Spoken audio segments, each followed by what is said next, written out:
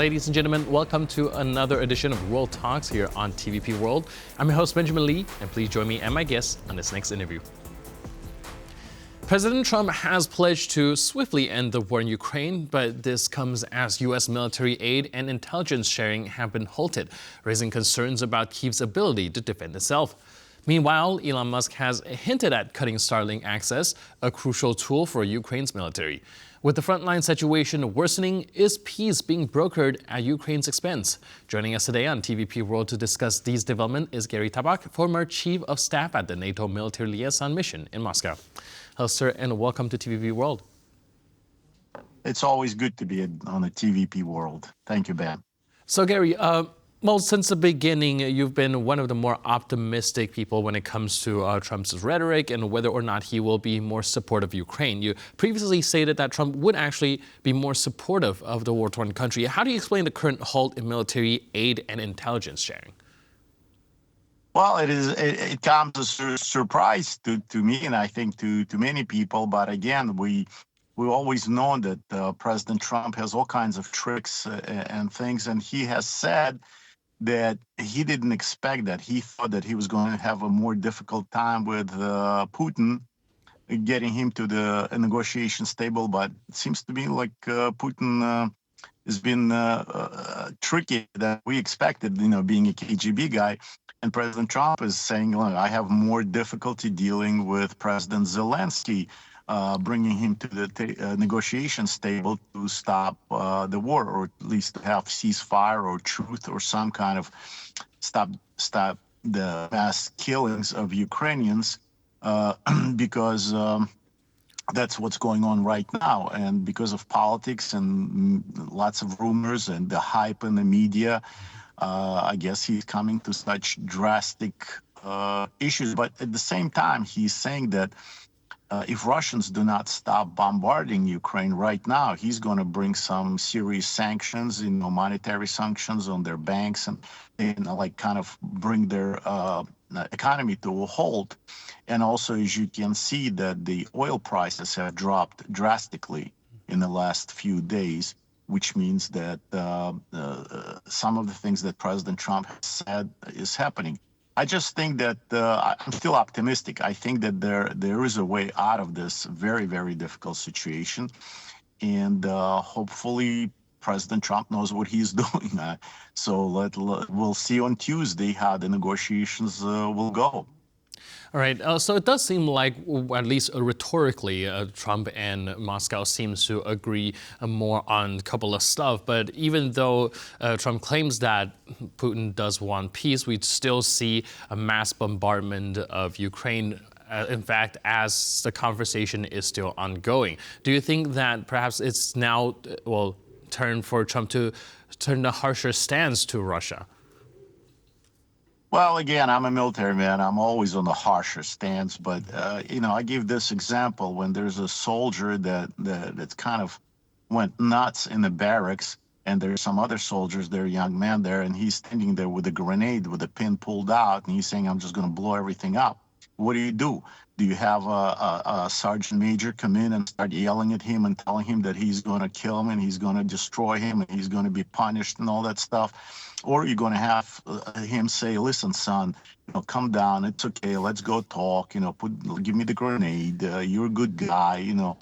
I'll give you some leave. You'll go see your girlfriend, and try to talk him out of it, being nice to him. So we have a KGB thug standing there with a grenade with a pin pulled out, and he thinks he's winning because of the Kursk region. That's what's happening there, and that is why President Trump is pressuring so hard to bring the war to a halt, because, to be honest, Ukrainians are losing. Of course, President Trump, I think, is very frustrated with Europe, because Europe, keeps talking tough, but not really doing much. In a way, just again, promises, and have not been very active in the last 3 years while the war is raging. And to this day, buying and supplying Russia with hard currency, buying Russian gas and actually buying more of it than what they're contributing to a war effort in Ukraine. So I think that's also a frustrating point, and saying again that Europe is loaning the money to Ukraine to fight the war, and the United States is giving the money that we borrow from China. So it's a very I think it's very complicated geopolitical and financial structure that we're caught in while Ukrainians are dying and bleeding.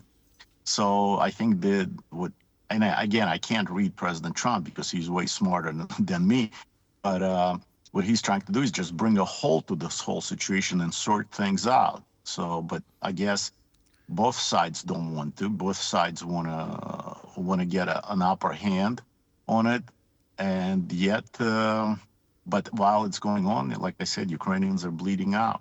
Right. Like you mentioned, Donald Trump does want to see people stop dying in the front, but a lot of people from Poland and the Baltic states have long been arguing that Russia has its own imperial ambitions, which never truly end. Do you think there's a disconnect in the West's understanding of this Russian expansionism, and perhaps that's where the disconnect is coming from, where perhaps they're not that concerned about what happens after the ceasefire? Well, I think, I don't know, Ben, I can't talk for the entire West, but I think, speak freely about you and I, and both of us, we understand that it's not going to stop, that this KGB thug and whoever is going to replace him, they're not going to stop. This is a problem that we're going to have to face. It's like Israelis. They understand that it's not going to stop. But what they do each time they sign an agreement of ceasefire or even peace for land and things like this, they very quickly start preparing for the next war with the Arab world and with the terrorists. And after this is over, after this war, after this hostage crisis that's going to be eventually over, they're going to be preparing for the next one, because they know that this is who their neighbor is and how difficult it is. And I think Ukrainians and Europeans and Poles, look at Poles, they're preparing, they're getting all the mails to get voluntary military training. They know. So we know, we all know. I think anybody who's got a brain of a squirrel at least understands that Russia is not going to come down, but we need a break. We need something because they're advancing.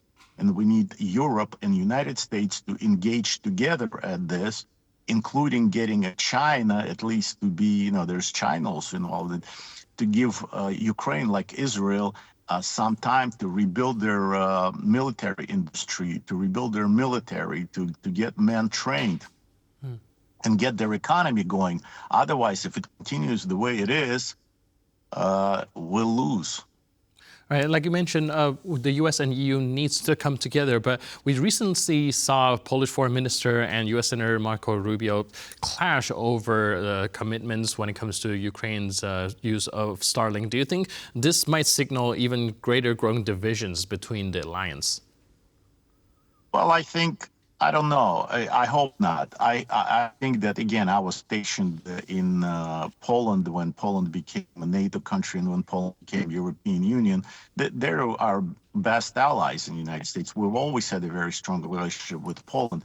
And I think that what my government is doing, being very aggressive government, because 3 years have been lost, they're trying aggressively to address the issue with Europe. And our best ally, I think, in Europe, again, this is my personal opinion, I'm not speaking for my government. I think that our best ally in Europe is Great Britain and Poland. So that is why probably there is heated discussions. And like when you talk to your best friend, you expect him to do something for you. You expect him to get in line and march in step with you. So I think this is what happens. This is why there's heated discussions. This is why they're saying, listen, we control Starlinks. We control everything. You gotta march with us within step. You can't fall back, because if you don't march, we're all gonna die. So, but I think this is just showing that the strong bond between Poland and the United States. That's how I take it. And again, like you're saying, I try to look on the positive side of it. All right, thank you so much, Gary, for your input and insight. I really appreciate it. And thanks for being with us on TV World. Okay. Cheers. Thank you. Thanks. Thank you. Bye-bye. And thank you for tuning into this edition of World Talks. But for more news, update, and commentary, please stay tuned to TVP World.